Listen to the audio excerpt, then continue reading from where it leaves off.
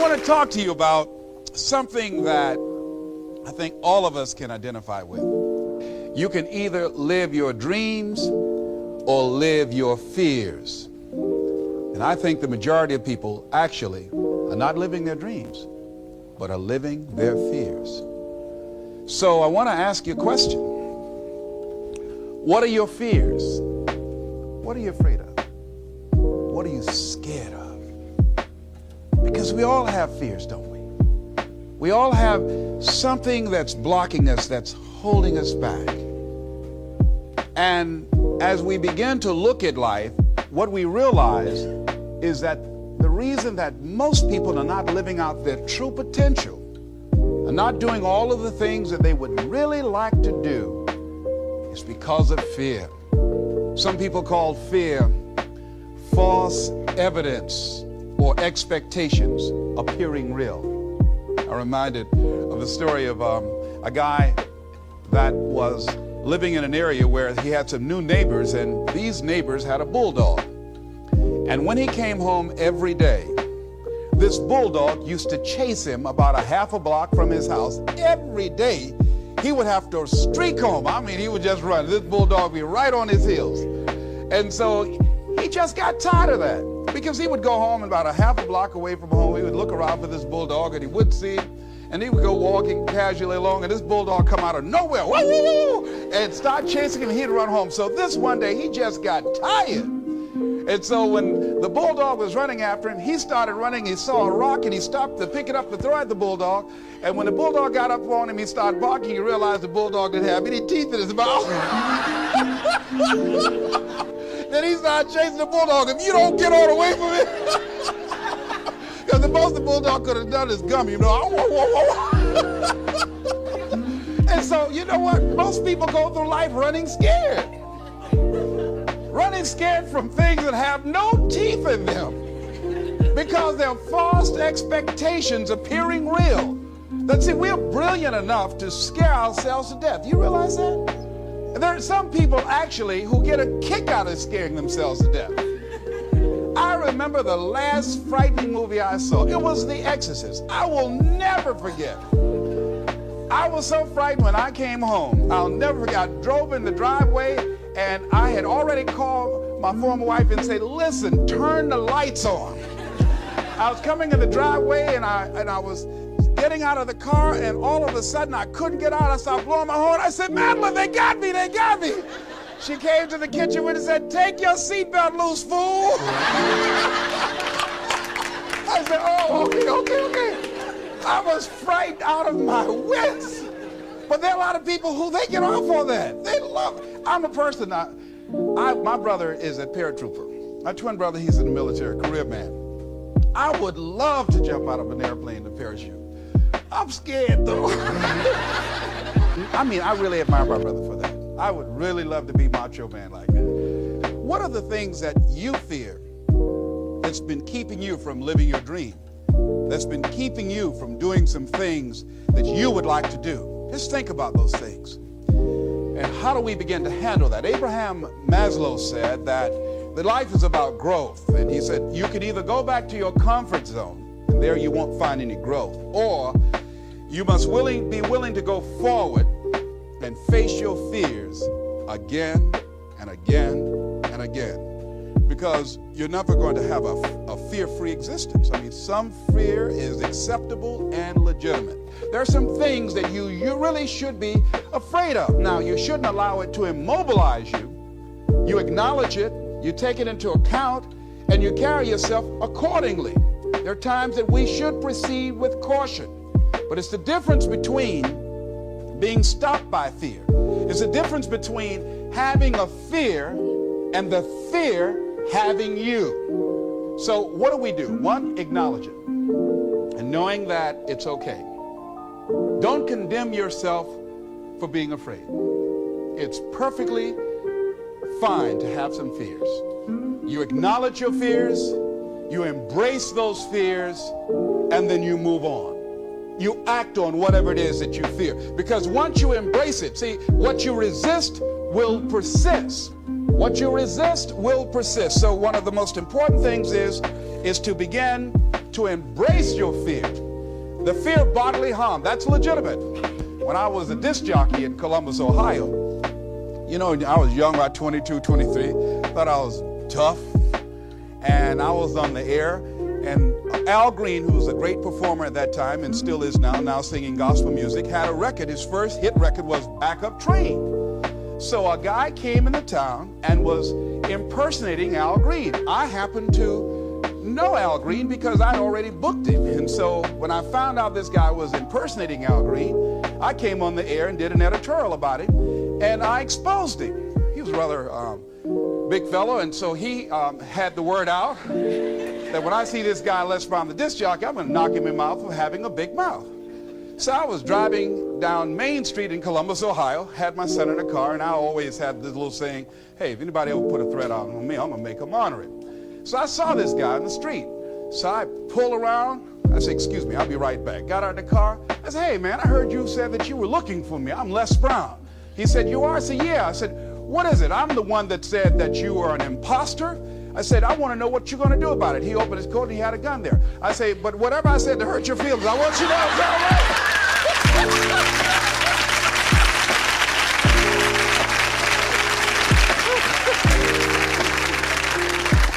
Acknowledge your fears, carry yourself accordingly, and do what makes sense for you. Well, one major fear I've always had is a fear of the dentist. And this fear had me. I didn't have that fear. And what really reinforced it, you got to watch things that can feed your fear. I saw a movie that most people would not remember. This movie was starring Dustin Hoffman. It's called The Marathon Man, with Laurence Olivier, when he's trying to get a confession out of him. And he took this drill out. Let me tell you something. When he went in Dustin Hoffman's mouth with that drill, I had $1 worth of popcorn. That popcorn went everywhere. Oh! Do you know I could not go to the dentist for 5 years? I had left broadcasting, went to the Ohio legislature, had an impacted wisdom tooth. Now that hurts. And I would call, and as soon as the people would answer the phone, I would hang up. That's how frightened I was. Dr. Hamler's office, boom, I'd hang up. Then I got to the point where I could just ask for an appointment. Hello? And I wouldn't give my real name. Because I knew I wasn't going to keep it. I'd give anybody's name, Joe Jiggly Jim, it didn't matter. And pretty soon I got to the point where I could give my name. It was about 4 years after that, you know. So my name is Les Brown. Then I would call back and say, look here, due to my legislative agenda, I won't be able to make it. So the lady finally said on the phone, she said, you're scared, aren't you? I said, no, I'm not. She said, then why don't you come in? I said, that's none of your business. She said, you're not coming in because you're scared. I wish you just would not waste our time. And she hung up. I said, you have no right to do that to people like me, you know. So finally, to make a long and short of it, I was hurting so bad. I said, wait a minute, I've got to do something. And I said, what am I afraid of? Go there and handle it. I said, man, I said, Dr. Hamler, I just can't hear this drill. I mean, if you can do whatever, I don't need to hear this drill, that sound, you know, that's what gets me, that drill. Don't pull that drill out on me. He said, just calm down, calm down. And it wasn't really bad as I thought it was. One of the things you find out that when you face your fears, it's not as bad as you think it is. And when people tell you, I just can't do it, I can't handle it, I mean, really, I can't handle it, what they're envisioning is that they're not going to be here. They're going to clock out like you're going to die. And guess what? We all had occasions when we confronted our fears, we had to do something we felt uncomfortable with, we didn't want to do it, and we did not die. They didn't come take us and put us in a box somewhere. Am I right? So what we've got to begin to do, how do we handle that? What's the process? Because it's all up in here. One, I think, is imagine the worst case scenario. I just imagine that he went in my mouth and with this drill and that I just croaked out. Then I imagine, that's the worst case scenario. Then I had another technique I used. Visualize yourself being more than able and capable of handling it.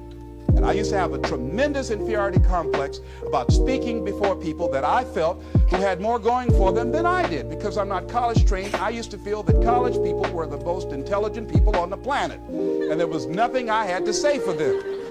And what will they listen to me for? That's the way I felt. And so I had to visualize myself speaking before them, speaking before various audiences that had more going for them than I did, and realize and appreciate my own value and that I was a worthwhile person, even though I didn't have all going for me. I didn't have the money, I didn't have the education that they had. So part of the process is seeing yourself, being worthy, being capable, having what you need to make you a worthwhile person, and that you're more than able, and that you deserve to be listened to, or you deserve to have that dream and that passion and whatever it is that you see and envision there. You've got to see it in your mind's eye and know that you've got what it takes. Repeat after me, please. I must see in my mind's eye.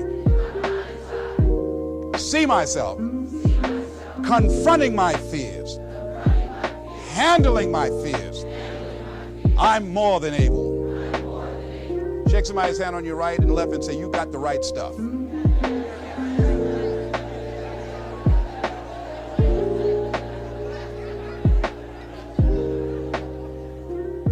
So deciding as you look at your life, as you look into the future and say, what fears am I holding on to? What fears that I'm allowing to imprison me, that's keeping me from breaking out, that's keeping me from living up to my true potential, that's keeping me from really being happy, that's keeping me from having a sense of adventure and excitement in my life?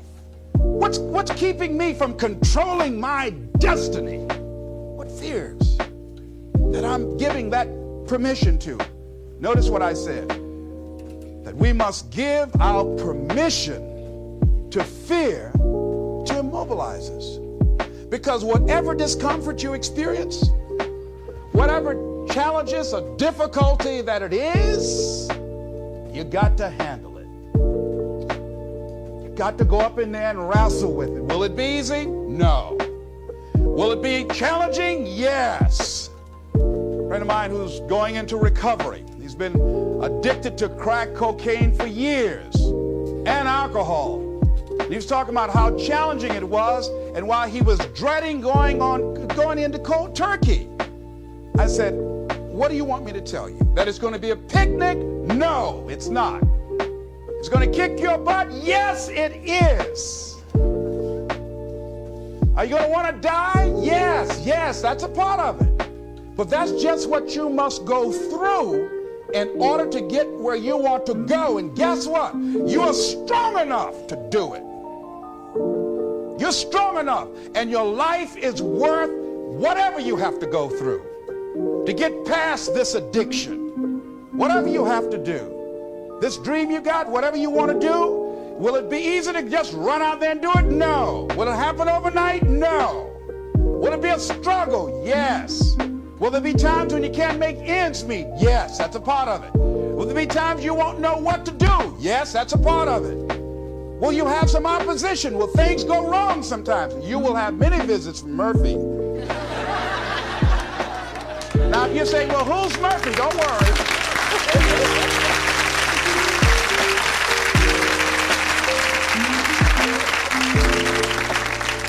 Somebody must have told us someplace along the line, I don't know where, but somebody must have told people, oh, life is going to be real easy.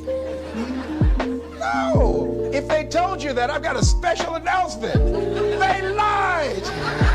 I'll never forget, I had a special piece of legislation I wanted to get passed, and I said to a guy, I said, look here, can I count on your vote? He said, yes. And look here, if I can't count on it, let me know. There's another guy that owes me a chip, and I can call on that. And I won't need your vote, but I do need it. If you say you're going to do it, do it. He said, you can count on it. Legislation came up. He voted against my bill. My bill passed. I went back to him and said, hey, I told you I needed the vote, but if you couldn't give it up, let me know. I would get somebody else. I said, why did you tell me? He said, I lied. I was in shock. How many of you that life just wore you out? That you didn't expect that? You thought you'd go to school, get good grades, get a job, And you came out here and you'll be able to get a job and live happily ever after, and you say, they lied. Yes, they did. They never told me, you know that song said, Mama told me there'll be days like this. They didn't even tell us that. You know, something about life is challenging. I mean, it's some stuff you get out here, you didn't read it in a book nowhere. Didn't nobody warn you that it was going to come down on you like this. That's called life. There are all kinds of challenges like that. So what's the next piece is that you accept yourself, then you accept the fear as a fact and not a force. See, when you accept yourself and you accept fear as a fact, that means that it's something that happens. It's something that you're going to experience, but it is not a force to hold you back. It doesn't have any special power other than that you give it. So you accept the fact that you are afraid, and then you move on anyhow. You move on past it, and you do whatever you've got to do. I was at a big motivational rally for a gentleman by the name of Dexter Yeager down in the Carolinas. I was standing backstage, and I had to go out. I was the last speaker on the program. It's the first time I'd been in a stadium of this size, over 10,000 people. You couldn't see the people because the lights are just blaring in your eyes, called Free Enterprise Day.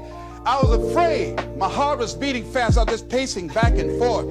And Dexter said, are you all right? I said, yeah. Yeah, I'm all right. So I said, wait a minute, just calm down. Calm yourself. Hold me. It's all right, Les. It's all right. All right. Just be as scared as you can be.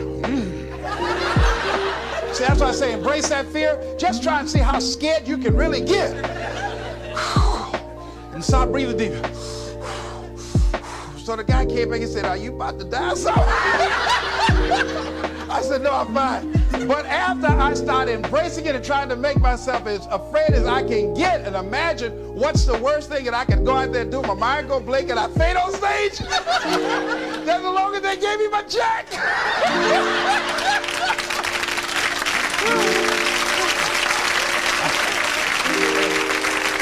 But once I started laughing at myself, I started talking to myself. I said, you know you scared today? And I said, I just calmed myself down. And I went out there and I cooked. And that's what you got to do. I had another experience where I was at a major corporation, and it was one of my first major presentations I was going to do for this corporation. And I had 4 other presenters that had large firms. And one of the things that you've got to do is you've got to watch your inner conversation and discipline your thinking and your imagination, because if you don't, your mind will take you on a wild trip. So my mind said, hey, Les. I said, what? These guys are going to wipe you out. You can't compete with them. Because I heard these guys sitting over across from me, and they were talking about all that they had going for them. And so I started doubting myself, and I became afraid, and I was thinking, well, maybe I shouldn't go in there. And so I knew then, and this is what I suggest to you, sometimes you got to talk to yourself. Talking to yourself, you know, can be a good exercise. It might be the only intelligent conversation you ever get. So I got up and I went to the bathroom. I started talking to myself and said, Les Brown, let me tell you something. What do you care about these guys and their firms and all their money? You got 6 children you've got to feed. You got a mama you've got to take care of home. You ain't got nothing to lose.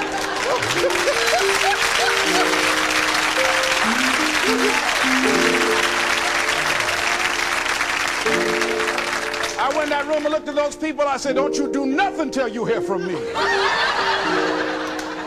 And I got that contract too. You gotta do it. So when you have your lower self talking to you, telling you what you can't do, part of what you've got to do is be your own motivator. And you can't talk casually to yourself. You can't stand around and say, now, you must calm down now. No, that subconscious mind won't hear that. You've got to have a good conversation to yourself. Hey, and answer yourself too. Don't pay these people any attention. You answer yourself. Hey, what you gonna do? I'm going there and get off. All right, very good. Go in there and take care of business. You've got to talk to yourself, and you build yourself up, and you'll feel your energy level coming up, and people will feel that around you. See, now, if you go through life being afraid, people can sense that.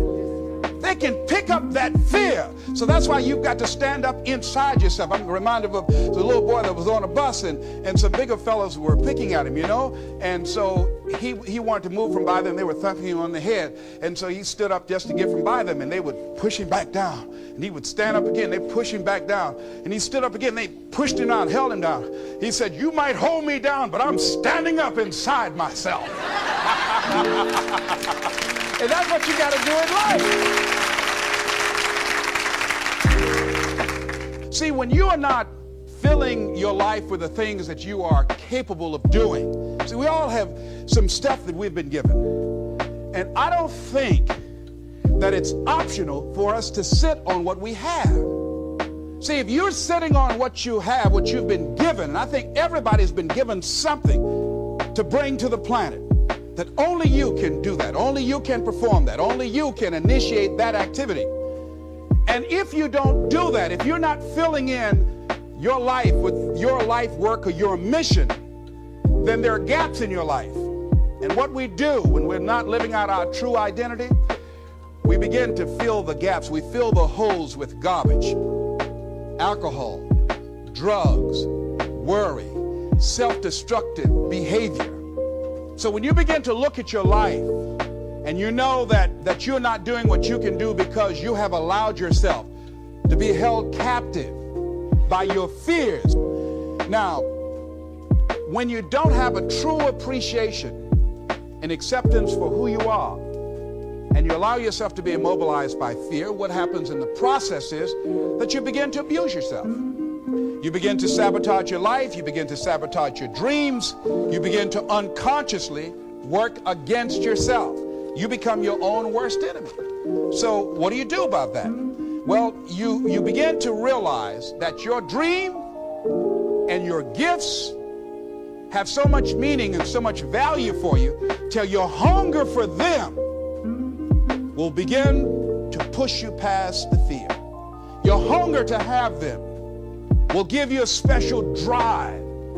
As you work on yourself, as you begin to acknowledge your true identity, the true power that you have, the true capacity you have to bring about change, the miracle-working power that you have within yourself to do the things that you want to do. When you take them on, I'm reminded of a man who, this gentleman was doing a special study of a special tribe in Africa, headhunters. And he had difficulty in developing a relationship with these tribesmen because of the fact that he had fear. He had fear they would take his head. I tell you, all fears aren't bad. That was a legitimate fear. That's a good fear to give you a headache. So he worked there for a long time with no effort, no progress in developing a relationship and rapport and being able to achieve a level of trust. So finally one night while he was in bed, he was thinking about it. I said, what is it that you came here to do? What is your life work as a missionary? He said, I wanted to study these tribesmen. I said, what's the worst thing that they can do to you? Kill you.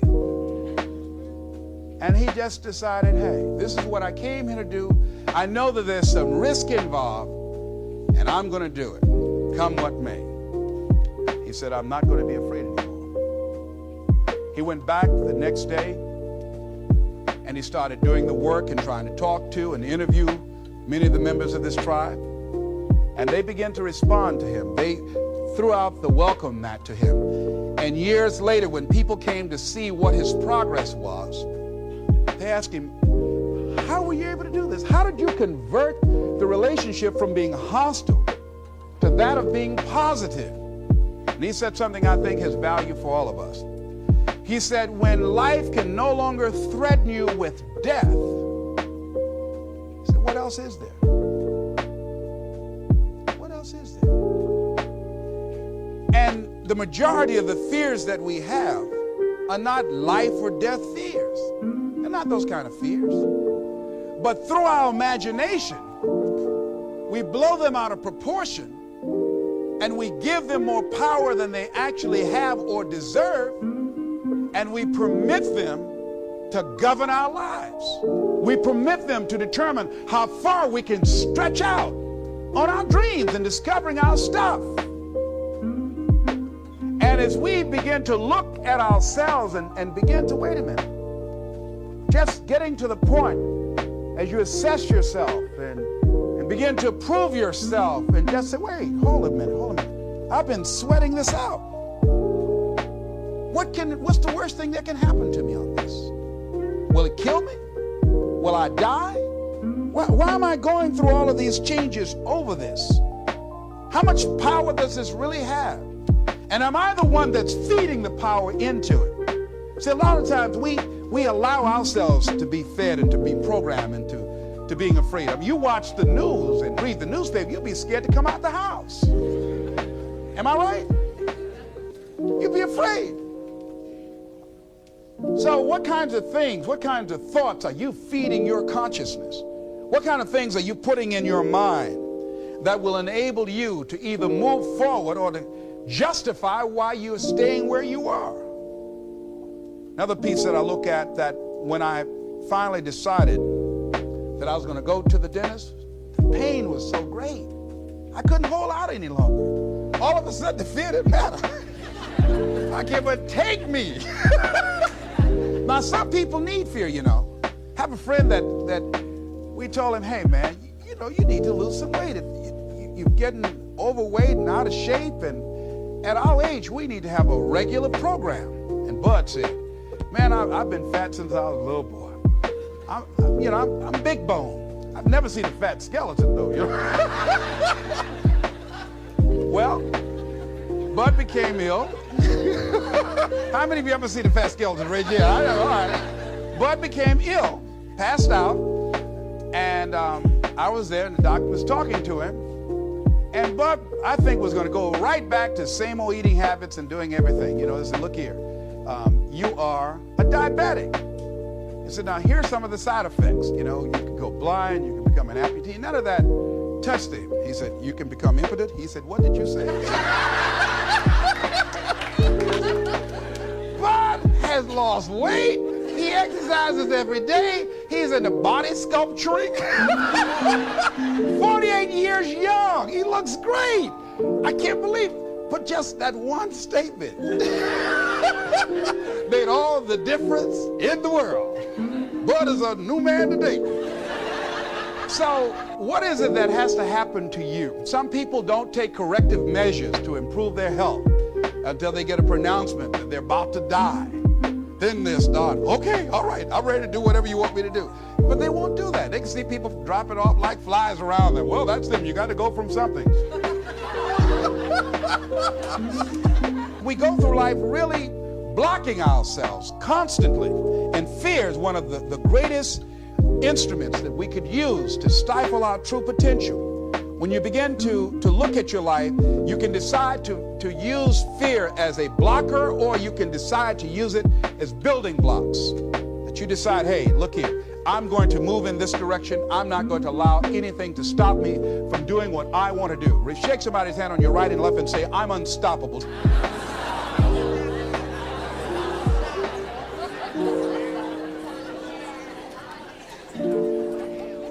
See, when you begin to understand and acknowledge your fear, and you go forth anyhow, you go forth in a spirit and a knowing that there's a way that you can begin to handle this. There's a way out here somewhere. There's a solution. What it is that you're seeking, that you have the capacity to whatever comes up, to handle it, to face it. And rather than feeling powerless, you begin to feel powerful. See, when all of the major downsizings that are taking place around this country, there are a lot of people who are biting their fingers in fear that they might lose their jobs. But there are few people who have decided within themselves, I'm going to make it. Some people aren't waiting to be cut. Some people are moving on their own because they feel within themselves, I've got what it takes to make it. They're not afraid about tomorrow because of how they see themselves, because of what they feel that they deserve, because of what they feel that they can create for themselves. Because these people have decided, as they look at the future, as they look at themselves, there's a way. Where there's a will, there's a way for me to begin to create a way out of no way. And when you have that kind of consciousness, when you have that kind of spirit, nothing can stop you. Nothing. What would your life be like as you look toward the future if you decided, I'm not going to allow my fears to stop me? What would your life be like? What would your future be like if you decided to want that which you desire so strongly that it prepares you past your fears, that you experience the fear, as the one book says, feel the fear and do it anyway? What would your life be like? And I'm saying to you that all of us who have been entombed by fear have the capacity to resurrect ourselves and to resurrect our dreams. All of us have the capacity to do that.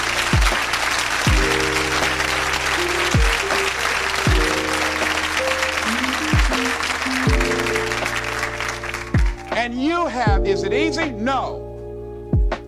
It's not easy. Can I do it? Yes. What's one of the ways to get started? Some of us need somebody to hold our hands. Sometimes we need somebody to help us out. Be willing to say, I don't know. Be willing to reach out. Be willing to get some assistance to take you to the next level. What great athlete. You never expect boxers to make profound statements.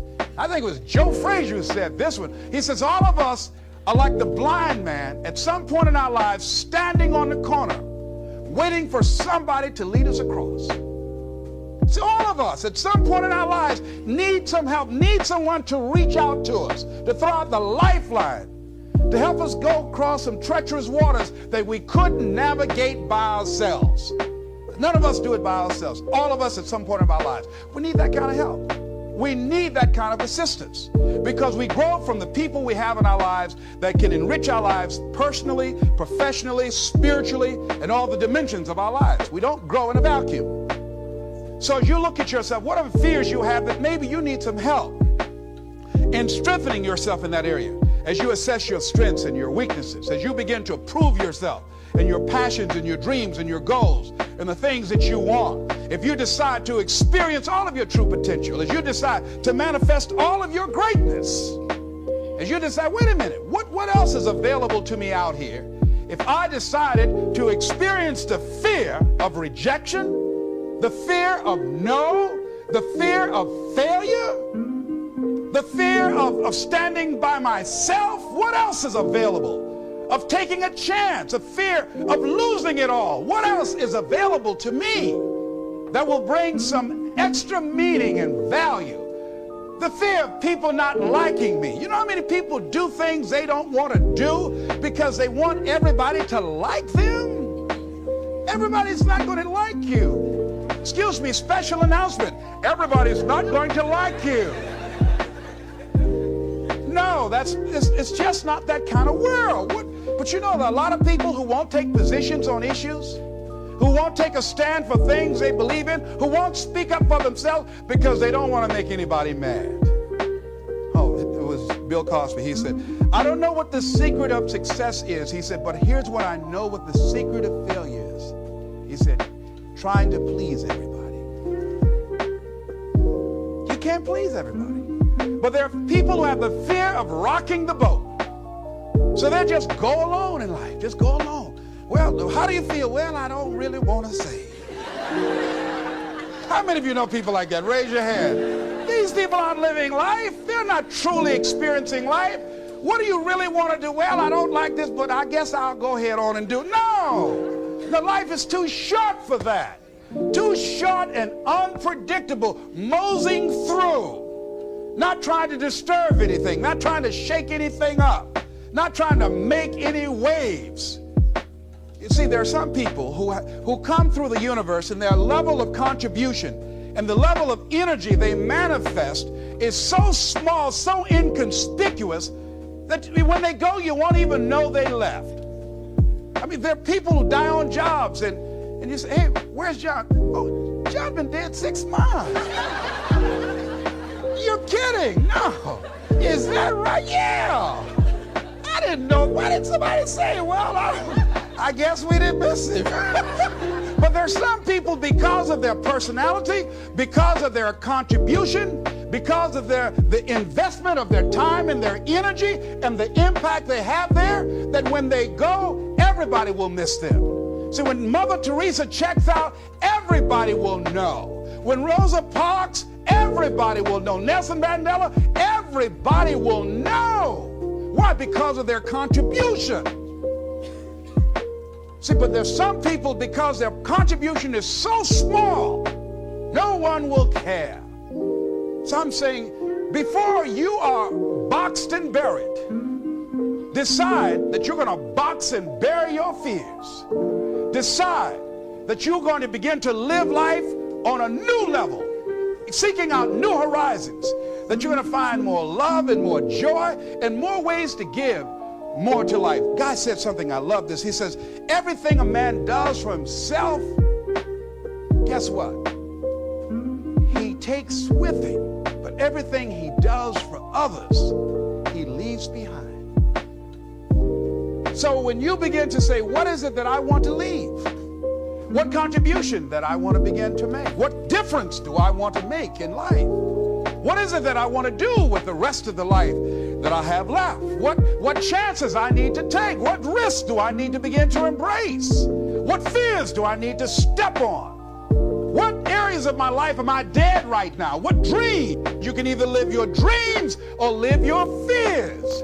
You have got to get to a point where you say, I'm sick and tired of living like this. There's got to be more. That's when people go out and strike out on their dreams. That's when people get out of relationships where they're dying together rather than growing together. That's where they leave jobs. So where are you going? Away from here? I don't know.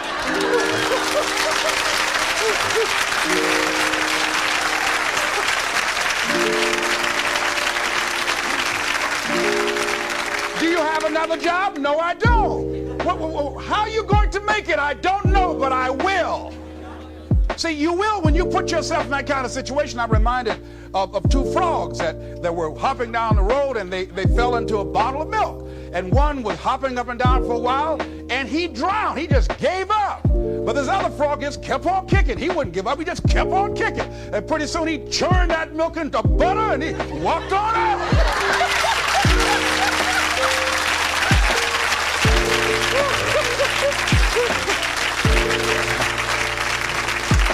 So I'm saying, when life catches you by the neck and blind slap you, whap and knock you down, I said, just keep on kicking, you know? And you can kick on out of those circumstances, whatever they are, not be intimidated by them. Repeat out to me, please. I'm going to keep on kicking. I'm going to conquer my fears. I'm never going to give up. Keep shake somebody's hand on your right and left and say, keep on, keep it on.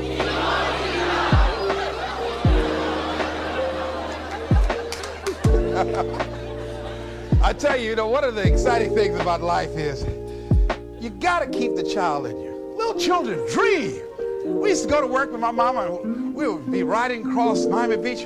My brother and I would be arguing, that's my car. No, that's your car. That rutabaga over there.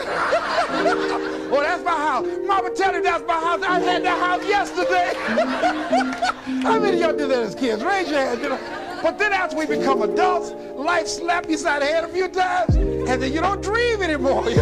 Bigger Thomas, in the book The Invisible Man, I think it was, he said, the impulse to dream has been slowly beaten out of me through the experience of life. And most people, ladies and gentlemen, have stopped living their dreams because of the lessons they've learned from life or things they've picked up, because we've only been born with two fears. Fear of a loud sound and the fear of falling. And all the other fears are fears we learn. Fears we pick up. Whatever you're scared of, your life, the value you brought to the planet, far more important than whatever you're afraid of. You're stronger. So as we begin to look toward the future and look at what will it take for us to break through those fears. One, acknowledging the fear, knowing it's all right. Some fear is healthy. beginning to know that your dreams, your passions, your drive to achieve whatever it is you want, as it has more power and meaning, it will move you past your fears.